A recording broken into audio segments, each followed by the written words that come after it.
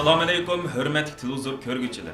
Dünya Uyghur Kurultayı Tor Televiziyasının günlük haberler programımıza hoş geldinler. Ben İftihar Abdurşid. Hürmetli görürmenler.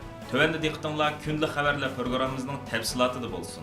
20 oktyabrdan buyon Angliyada xizmat ziyoratida bo'lib atgan Dünya Uyghur Qurultayining raisi Dolqun Eysa apandim Hong Kongluk namoyishchining Manchesterdagi Xitoy konsulxonasi xodimlarining urg'un qilishiga qarshi 23 oktyabr kuni Hong Kongluklar va kishilik huquq tashkilotlari tomonidan Londonda o'tkazilgan norozilik namoyishiga qatnashib, Uyg'ur xalqining Hong Kongluklarga bo'lgan qo'llashini ifoda qildi. Qattiq yomg'ir ostida o'tkazilgan namoyishga Dolqun Eysa apandim bilan birga yana Angliya Uyg'ur jamiyatining bir qism a'zolari ishtirok qildi. 16 oktyabr kuni bir guruh Hong Konglik Xitoyning Manchesterdagi konsulxonasi oldida namoyish o'tkazayotganda konsulxona xodimlari bir nafar namoyishchini konsulxona qorasiga majburiy so'rab akirib, qattiq urg'un qilgan. Naq maydondagi Angliya soqchilari 1961-yil imzolangan Viyana diplomatik munosabatlar ahdnomasi sababli namoyishchilarga shiddat qo'llangan Xitoy diplomatlarining bu xil zo'ravonlikni to'sib qilish va ular ustidan qonuniy rasmiyat bajirishga amalsiz qolgan edi. Bu voqea Angliyadagi har qaysi sohalarning va g'arb matbuotlarining kuchli diqqatini qo'zg'agan. Angliya hukumati Xitoyning bu xil o'ktamligiga norozilik bildirgan edi. Viyana diplomatik munosabatlar ahdnomasi bo'yicha barliq diplomatlar qonuniy jihatda alohida imtiyozga ega bo'lib, har qaysi davlatlarning qonun organlarining har qanday sharoitda chet ellik diplomatlarni tutqun qilish, aqtirish va ular ustidan qonuniy tekshirish va jazolash ilib berish salohiyati yo'q. 192 davlat imzo qo'ygan mazkur ahdnomaga Xitoy va Angliya ham imzo qo'ygan. Ba'zi istibdod va mustabid davlatlarning diplomatlari Viyana diplomatik munosabatlar ahdnomasida belgilangan alohida qonuniy imtiyozlarni suiiste'mol qilib, o'zlariga qarshi o'qituvchilarni ta'qib qilish, ularni diplomatik pochta kanallaridan foydalanib yoshirin qochirib elib ketish, hatto o'ltirishdek turli qonunsiz harakatlar bilan shug'ullanib kelmoqda. Bir qancha yil burun Saudiya Arabistonning Istanbul konsulxonasida bir nafar arab o'qituvchi jurnalist bo'lgan Jamal Qoshiqchi vahshiylarcha o'ltirilgan. Xitoyning O'rta Osiyo davlatlaridagi diplomatlarning yuqorqida qilmishlar bilan shug'ullanganligi ko'p qatim o'tirg'i chiqqan edi. Xitoyning Manchester konsulxonasidagi diplomatlarning bu qatim Hong Konglik namoyishchilarga yurgizgan zo'ravonlik chet el diplomatlarga cheksiz qonuniy salohiyat berilgan Viyana diplomatik munosabatlar ahdnomasiga bo'lgan noroziliklarni kuchaytirdi. 23 oktyabr Londonda qattiq yomg'ir ostida o'tkazilgan birlashma namoyishda Hong Kong, Uyg'ur, Tibet va xalqaro kishilik huquq tashkilotlarining vakillari va advokatlar Xitoy diplomatlarining yuqorqidagi zo'ravonlik qilmishiga qattiq norozilik bildirish bilan birga BDT'dan 1961-yil imzolangan Viyana diplomatik munosabatlar ahdnomasini qaytadan ko'zdan kechirib chiqishini va chet el diplomatlarga berilgan alohida qonuniy imtiyozlarni bekor qilishni talab qilishdi. 23 oktyabr kuni Dünya Uyghur Qurultayining raisi Dolqun Eysa apandim yana Angliya Uyg'ur jamiyati tomonidan Londonda ta'sis qilingan Uyg'ur ona til maktabini ziyorat qilib, maktabning fidokor o'qituvchilaridan hol so'radi. Assalomu alaykum. Hanımlar, efendiler, ballarımız, hanımlar, selamet, yaxşı tursa, ben bugün bir yer görevden kep ve ayağa çallandım. Özümüzün dışında ballarını kısık olup bir yer oturup, özümüzün tilini, medeniyetimizle, yemeklerimizle ortaklaşır insanlıkla hoş buldum hadise. Aval Uygur mektubimizge mübarek olsun. Bizim Kerem Karım'la sözleştik, bir yıl olaydı dedi. Yok, bir yılını geldi. Şu mektep netice ballarımızı bir yer toplam Muş'ta güzel bir hareketle başlatılmalar için Anglia'daki cemaatçilikle cümleden reisimiz Mayra Hanım başlık, hanımlarla Kerem Hanım başlık, efendilerine başka dostlarına hepsi kötü rahmet. Ve Angliya Uyg'ur jamiyatining mas'ullari va a'zolari bilan da'voyimizning navbatdagi yuzilinishi, shundaqli Uyg'ur da'vosini Angliyada yanama kuchlantirish masalasi haqida suhbat ilib bordi. Dolqun Eysa apandim Angliya hukumatining Uyg'ur majburiy emgak mahsulotlarini cheklamay, Angliyaning aloqador qonunlariga xiloflik qilganlik munosabati bilan 25 va 26 oktyabr kunlari London yuqori sudi tomonidan o'tkaziladigan guvohlik yig'iniga arzdorlik salohiyati bilan qatnashidi. Bu arizni Dünya Uyghur Qurultayi bilan Angliyadagi Yershar qonun harakati to'g'ri nomli tashkilot birlashib sungan bo'lib, arzdorlar Angliya hukumatini Xitoyning Uyg'ur majburiy emkiga chetishlik paxta mahsulotlarini cheklamay, bu mahsulotlarning davomli Angliya bozoriga kirishiga yo'l qo'yish bilan ayblagan edi.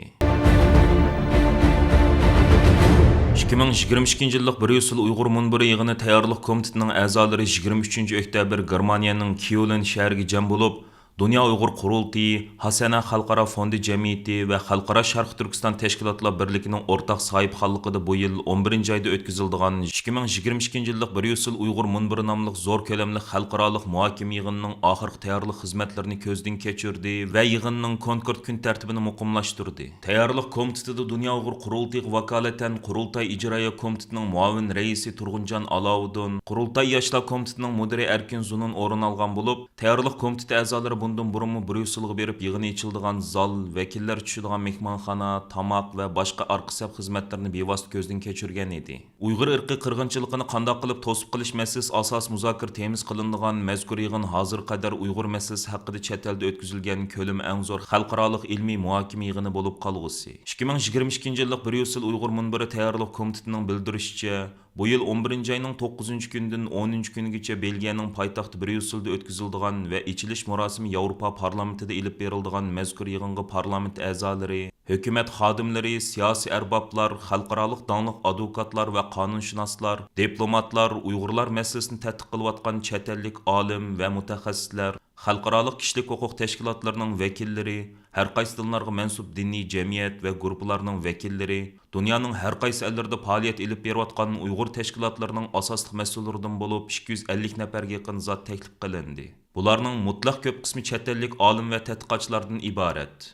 Umuman navbat Sharq Turkiston va Uyg'urlar masalasi bo'yicha tadqiqot ilib berayotgan tadqiqot markazlari, universitet va institutlarning vakillari va chet ellik mutaxassislarning hammasi degidek 2022-yillik Bryussel Uyg'ur munbiriga to'planib, Uyg'ur masalasi bo'yicha keng doirada muhokama ilib boradi.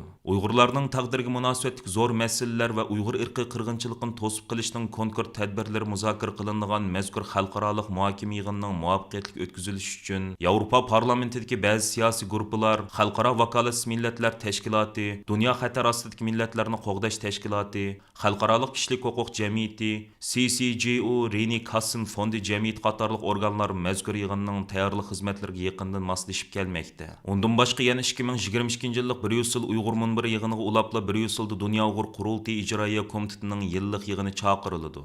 Ve 7. navbatlik Dünya Uyghur Qurultayıning o'tgan bir yillik xizmatlar xulosa qilinishi bilan birga Qurultayning bundan keyingi plan programmalari haqida muzokara ilib berildi. 11-oyning 11-kuni Dünya Uyghur Qurultayı, Uyg'ur Akademiyasi va Belgiya Uyg'ur jamiyatining birlikda uyushtirish bilan Bryusselda Sharq Turkiston Cumhuriyet kunimizni xotirlash murosimi o'tkaziladi. Cumhuriyet kunimizni xotirlash faoliyatiga Belgiyadagi qarindoshlarimizdan boshqa yana Belgiyaga qo'shni bo'lgan ellardagi qarindoshlarimiz kelib qatnashsa bo'ladi.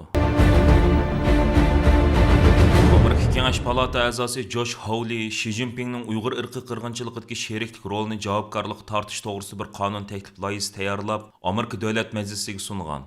Mazkur qonun loyihasi Xitoy rahbari Xi Jinpingning 16-oktyabr kuni Beyjingda boshlanib, 22-oktyabr yapılgan Xitoy Kompartiyasi 20-qurultayida 3-qatimli Xitoy Kompartiyasining bosh sekretari bo'lib saylangan xalqiliq bir vaqtda o'tirib qo'yilishi diqqat qo'zg'amoqda. Amerika Fox xabarlari televiziya kanalining xabar qilishicha, Kengash palata a'zosi Josh Hawleyning qonun taklif loyihasida Xi Jinping va uning yuqori darajalik amaldorlarining Uyg'urlarga qartilgan irqiy qirg'inchiligiga shaxsan sherik bo'lganligini muayyanlashtirish talab qilingan. Kengash palatasining Cumhuriyetçiler Partiyasidan bo'lgan Hawleyning sungan mazkur qonun taklif loyihasida Uyg'urlar qartilgan insoniyat qarshi jinoyatga javobgarlik bo'lgan Xi Jinping va Xitoy Kompartiyasining yuqori darajalik amaldorlariga embargo yurgizish talab qilingan. Shuning bilan birga Amerika Tashqi ishlar ministri Blinken va Amerika Davlat istixborot idorasining direktori Avril Haynesning bu jinoyatga buyruq bergan Xitoy Kompartiyasi amaldorlari ustidan qarorlik doklad sunish talab qilingan. Chet el tadqiqot organlari va kishilik huquq tashkilotlarining dokladlari, shundaqli Xitoy hukumat hujjatlaridan Xitoyning 2017-yil boshlangan Uyg'urlarni keng ko'lamli tutqun qilib, turma va lagerlarga qamash, ularga qilchimi rahim qilmaslik to'g'risidagi buyruqni shaxsan Xi Jinpingning o'zi berganligi, Chen Chuango'ning bu buyruqni ijro qilganligi ma'lum bo'lgan edi. Fox xabarlarining aytishicha, Josh Hawleyning qonun taklif loyihasi Xi Jinping va uning yuqori darajalik amaldorlarining Amerikadagi mol-mulkini to'ngiltish, ularning Amerikaga kirishini cheklashni o'z ichiga oladi ekan. Josh Hawley Fox digital xabarlarga qilgan so'zida Joe Bidenning diqqati chechilib ketgan bir vaqtda Xi Jinping Xitoy Kompartiyasi ichidagi huquqini tez mustahkamlayotdi. U bu kuch orqali dunyoni o'z hokimiyatining jinoyatlariga ko'z yumishga majburlamoqchi degan. Amerika Tamujna ve Chegara Qo'g'dash idorasining komissari Chris Magnus Amerikaning bu yil 6-oydan boshlab rasmiy yo'lga qo'yilgan Uyg'ur majburiy emgikining oldini olish qonunining ijro qilinish ahvoli haqida to'xtalib, Şinjan import mahsulotlarining cheklanish jihati ko'rinarli yaxshi boshlanish bo'lganligini bildirgan. U yana shirkatlarning bu qonunga amal qilishiga ishonch bilan qaraydiganligidan signal bergan. Bloomberg xabarlar agentligining bildirishicha, Chris Magnus ijroat jarayonida ba'zi qiyinchiliklar bo'ladi.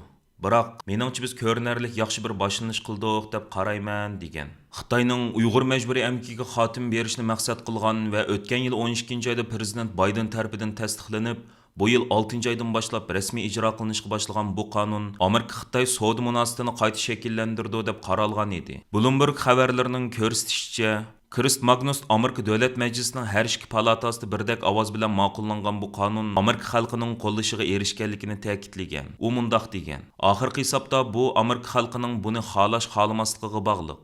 Bu masalada xalqning tushunchasi zo'r darajada yuksaldi. Xalq majburiy emgakda ishlab chiqarilmagan mahsulotlarni sotib olishni istaydi." Chris Magnus bu qonunni ijro qilishda ko'rinarli yaxshi boshlanish bo'lganligini bildirgan bo'lsa-mu, biroq kishilik huquq tashkilotlari Amerika Tamujna va Chegara Qo'g'dash idorasining savdo sonliq ma'lumotida texim ochiq-oshkor bo'lishni talab qilmoqda. 21-oktyabr kuni Amerika Yeshil tinchlik tashkiloti, Dunyo Uyg'ur qurultiyi, Kishilik huquqni kuzatish tashkiloti, Amerika Uyg'ur jamiyati qatorli 40 tek tashkilot Chris Magnusga xat yozib, savdo paraxotlaridagi mollarning sonliq ma'lumotini ochiq-oshkor e'lon qilishning Uyg'ur majburiy emgikining oldini olish qonunini unumli ijro qilish uchun intayin muhim ekanligini ta'kidlagan edi. Aziz ko'ruvchilar, yuqorida diqqatingizga Dunyo Uyg'ur qurultiyi to'r televiziyasining kunlik xabarlar programmasini sundik. Keyin qitimliq sonimizda ko'rishaylik. Aman bo'lgaysizlar. Stansimizning YouTube kanaliga a'zo bo'lishni unutmang. Xayr xo'sh.